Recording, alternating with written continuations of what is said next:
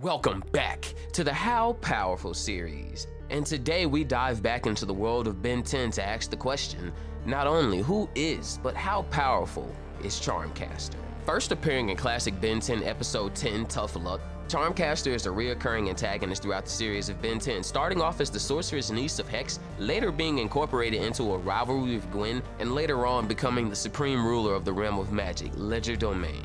It would be revealed later that Charmcaster's actual name is Hope, daughter of Hex's brother Spellbinder. She was born into a group that was enslaved and later killed in a rebellion against Adwata.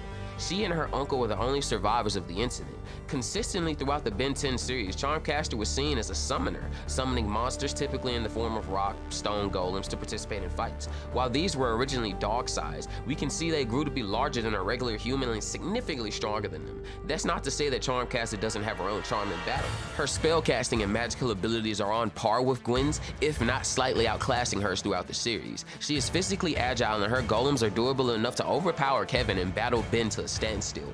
Charmcaster is equipped with several magical weapons that enhance her already formidable abilities. We originally see Charmcaster with her spellbook before it's found its way into Gwen's possession somehow, kids and their sticky fingers. But from this spellbook alone, we have several cases of Charmcaster's might. There are many spells in the spellbook, from casting wind spells, levitation, producing her own golems, and several other miscellaneous ones. But I particularly like the development of her using a spellbook throughout the series, because we know that in the spellbook it contains the spells, the methods, and explanations on how to perform them. Meaning later on, we don't see her with the spellbook. That means that Charmcaster has gotten significantly more adept at being a sorcerer because she no longer needs the book as a guide. In Classic, she also had a magical charm bag that she frequently threw golems and other constructs out of. As far as the young Charmcaster goes, she was dangerous but never by herself posed a threat to the Tennysons outside of switching bodies with Gwen once and joining the Negative 10, a group composed to primarily defeat Ben.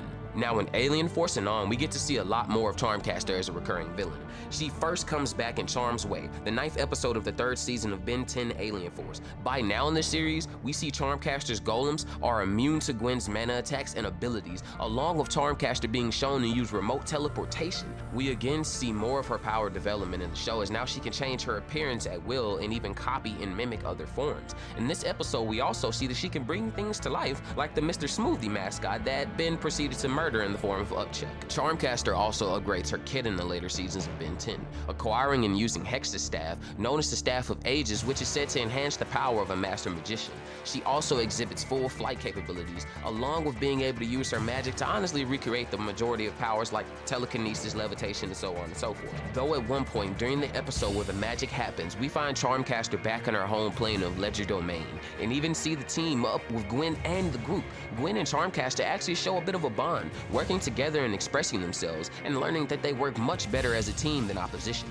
We learn Charmcaster once had aspirations to become a great sorcerer, and it goes even further to show Charmcaster actually helping Gwen and the others get home and being left to face the magical tyrant, Adwata, whom she defeats and imprisons, making her even stronger once she's gained access to the resources of Ledger Domain.